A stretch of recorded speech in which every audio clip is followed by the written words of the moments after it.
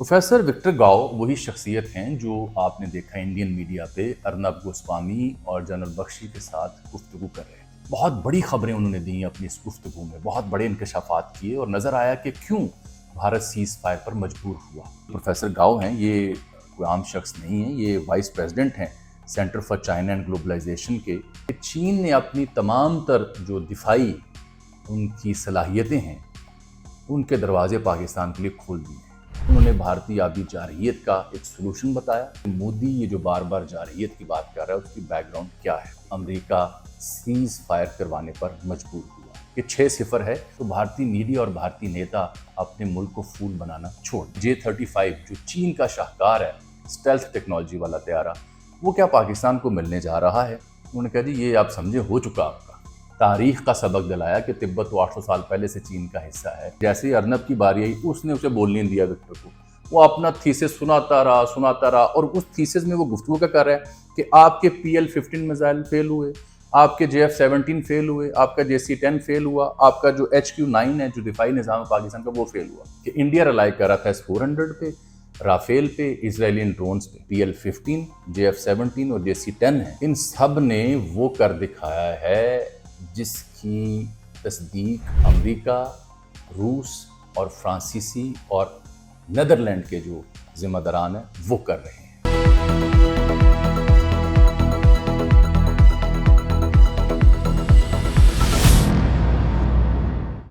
अस्सलाम वालेकुम pine, Ajmal Jami official में खुश आमदीद। ये मेरा खुसूसी व्लॉग है। मैंने आपसे वादा किया था कि इस व्लॉग में मैं आपको रुदात सुनाऊंगा जो मेरी प्रोफेसर विक्टर गाओ से गुफ्तगू हुई कुछ घंटे पहले, उसका अहवाल बयान करूंगा। प्रोफेसर विक्टर गाओ वही शख्सियत हैं जो आपने देखा इंडियन मीडिया पे अर्नब गोस्वामी और जनरल बख्शी के साथ गुफ्तगू कर रहे थे। वही प्रोफेसर हैं जो मंजर आम पर जब उस वक्त आए जब पाक भारत जंग के तनाजुर में उन्होंने पाकिस्तान के हवाले से, चीन के हवाले से जो पाकिस्तान की सुपरियॉरिटी बनी एयर कॉम्बैट में, उस हवाले से कुछ होशरुबा इंकशाफात किए। तो उनसे मेरी हुई डिटेल गुफ्तगू आधे घंटे की, जो सुनो न्यूज़ पर तफसीली प्रोग्राम में नशर की गई।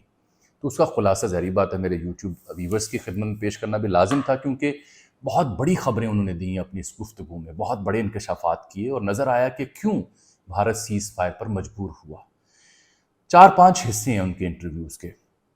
सबसे पहले तो मैं बता दूं कि जो प्रोफेसर गाओ हैं ये कोई आम शख्स नहीं है, ये वाइस प्रेसिडेंट हैं centre for China and globalisation के, जो कि फ़ॉरेन पॉलिसी और फ़ॉरेन इश्यूज़ के ऊपर बीजिंग में एक बहुत बड़ा इदारा है। और ये एक बहुत बड़े चीनी रहनुमा सदर थे उनके, डेंग शियाओपिंग, उनके तर्जुमान भी रहे, ये UN में भी रहे, हेनरी किसिंजर के बड़े क्लोज रहे और इनका बड़ा तजुर्बा है सिफारतकारी में, दिफाई मैदान में, कानूनदान भी है।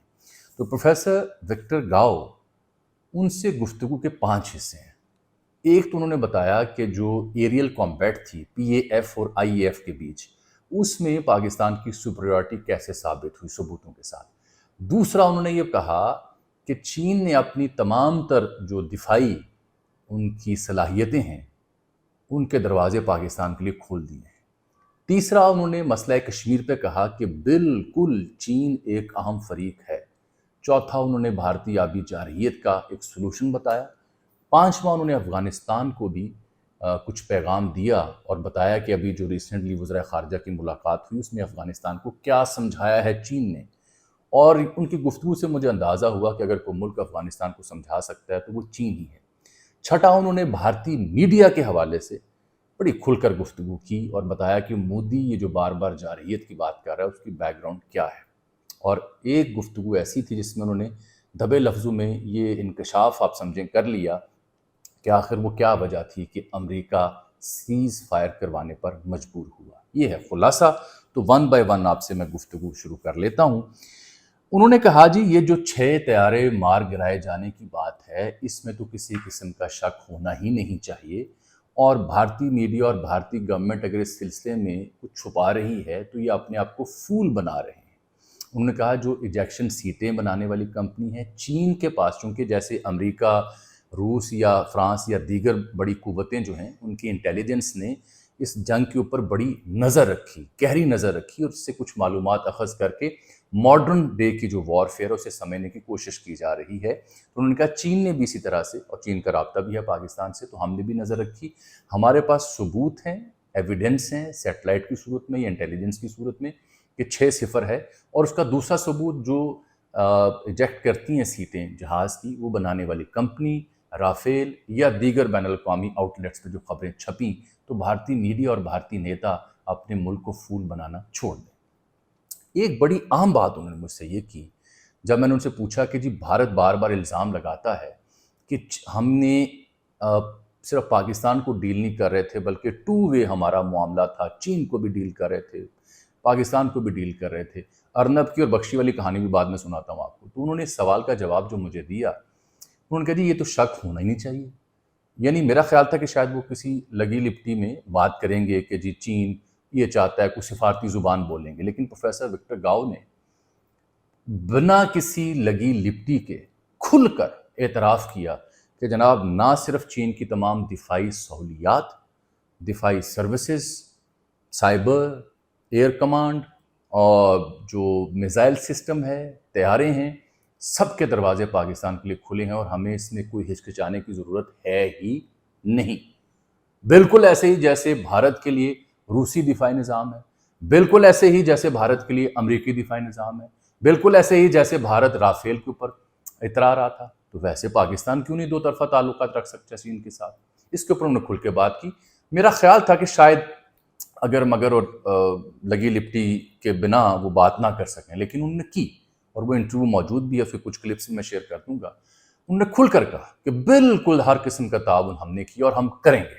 اس سے جڑی ایک اور اہم خبر مجھ سے سن لیں۔ میں نے سوال کیا کہ انڈیا نے آج کی تاریخ میں یہ اعلان کیا ہے کہ وہ انڈین ایئر چیف نے اعتراف کیا آج ایک گفتگو میں کہ جی کچھ کانٹریکٹس جو تھے بر وقت ڈیلیور نہیں ہو سکتے۔ یہ ایسا اعتراف ہے جو مودی نے ایک دفعہ کیا تھا کہ رافیل اگر ہوتا تو نتیجہ فرق ہوتا۔ ایسے ہی انڈین ایئر چیف نے بھی کوئی بات کی، اور یہ موقع تھا جب انڈیا نے آج اعلان کیا کہ وہ اسٹیلتھ ٹیکنالوجی والا 5th جنریشن جہاز، اس کی مینوفیکچرنگ انڈیا میں شروع کرنا چاہتا ہے۔ تو پروفیسر وکٹر گاؤ نے کہا کہ بھائی مینوفیکچرنگ کرنا چاہیں تو کر لیں، اس میں لگتے ہیں سال ہر سال، فوری طور پر اسٹیلتھ طیارہ تیار کر کے اڑا نہیں لے گا بھارت۔ پھر میں نے اس سے پیرالل پوچھا کہ ہم نے سنا کہ J-35 جو چین کا شاہکار ہے اسٹیلتھ ٹیکنالوجی والا طیارہ، وہ کیا پاکستان کو ملنے جا رہا ہے؟ اس پر پروفیسر وکٹر گاؤ نے پاکستانیوں کے لیے بڑی خوشخبری سنائی۔ انہوں نے کہا جی یہ آپ سمجھے ہو چکا آپ کا، اور ان کی گفتگو سے مجھے تاثر ملا کہ اس سلسلے میں ہمارے جو لڑکے ہیں وہ ٹریننگ بھی کر چکے ہیں، تو جب تک بھارت نے اسے تیار کرنا ہے تب تک یہ شہزادے اسے انشاءاللہ اڑا رہے ہوں گے۔ تو ایک تو بات ہے یہ، اور یہ وہ مدعا ہے جس کی وجہ سے بھارت اور امریکہ کو بہت تشویش ہوئی تھی کہ چین نے دفاع کے تعاون میں، سائبر کے تعاون میں وہ حد کراس کی کہ ان کو تشویش ہوئی دونوں ممالک کو کہ یہ 5-6 طیارے تو گرے ہیں، کہیں 10-15 اور نہ گر جائیں، اس لیے یہ مجبور ہوئے سیز فائر کے لیے۔ مجھے ان کی گفتگو سے یہ تاثر ابھرا، اور میں ان سے سوال کیا کہ could this be the reason؟ تو انہوں نے اس کا جواب بالکل وہی دیا جو میں اردو میں آپ کو دے رہا ہوں۔ دس از دی میجر تھنگ جو انہوں نے آج اس میری گفتگو میں ایکسکلوسیولی ڈسکس کی۔ تو J-35 کے بارے میں انہوں نے گرین بتی جلا دی ہے اور کہہ دیا کہ تیاریاں بھی مکمل ہیں، ٹریننگ بھی مکمل ہے، آپ کا ہوا، آپ یہ بس سمجھیں، اور انڈیا اگر بنا رہا ہے تو اس کو ٹائم لگے گا، سالہ سال لگیں گے۔ پھر میں نے ان سے سوال پوچھا کیونکہ ارنب گوسوامی اور جو جنرل بخشی ہیں ان کی جو گفتگو تھی پروفیسر وکٹر کے ساتھ، اس میں پہلے حصے میں تو پروفیسر وکٹر نے جو جنرل بخشی ہے مونچھوں والا بابا، خاصا پاگل انسان ہے، اس کو تاریخ کا سبق دلایا کہ تبت تو 800 سال پہلے سے چین کا حصہ ہے، کشمیر کا اور دیگر ریاستوں کا ذکر کیا، لیکن جیسے ہی ارنب کی باری آئی اس نے اسے بولنے نہیں دیا وکٹر کو، وہ اپنا تھیسس سناتا رہا، اور اس تھیسس میں وہ گفتگو کیا کر رہا ہے کہ آپ کے PL-15 میزائل فیل ہوئے، آپ کے JF-17 فیل ہوئے، آپ کا JC-10 فیل ہوا، آپ کا جو HQ-9 ہے جو دفاعی نظام ہے پاکستان کا وہ فیل ہوا۔ وکٹر کو اس نے موقع ہی نہیں دیا وہ گفتگو کر سکے۔ تو میں نے اس بابت ان کو چھیڑا، پوچھا ان سے کہ انڈیا رلائی کر رہا تھا S-400 پہ، رافیل پہ، اسرائیلین ڈرونز پہ اور امریکی معلومات کے اوپر۔ تو انہوں نے جواب دیا کہ صاحب بات یہ ہے کہ نہ صرف HQ-9 بلکہ جو PL-15، JF-17 اور JC-10 ہیں، ان سب نے وہ کر دکھایا ہے جس کی تصدیق امریکہ، روس اور فرانسیسی اور نیدرلینڈ کے جو ذمہ داران ہیں وہ کر رہے ہیں۔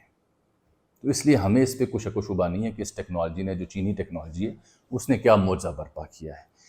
یہاں ایک خبر میں آپ سے اور ڈسکس کرنا چاہوں گا۔ آج ہی جو چین کے اسپوکس پرسن ہیں یانگ شیاؤگینگ، ان کے ریاستی اسپوکس پرسن، ان سے کسی نے سوال پوچھا کہ از اٹ ٹرو کہ انڈیا نے آبٹین کیا ہے powerful beyond visual range missile PL-15E، Pakistan کے پاس بھی یہ میزائل ہے۔ تو انہوں نے کہا جی کیا یہ PL-15E جو ہے، یہ 15E، پاکستان کے پاس PL-15 ہے، تو یہ آبٹین کیا ہے؟ تو انہوں نے جواب دیا آگے سے کہ یہ ایکسپورٹڈ پیس ہے، جو ایکسپورٹ کیا جاتا ہے، اس کے آگے اسی لیے ای لکھا ہوا ہے، اور یہ کئی ایگزیبیشنز میں چین پیش کر چکا ہے۔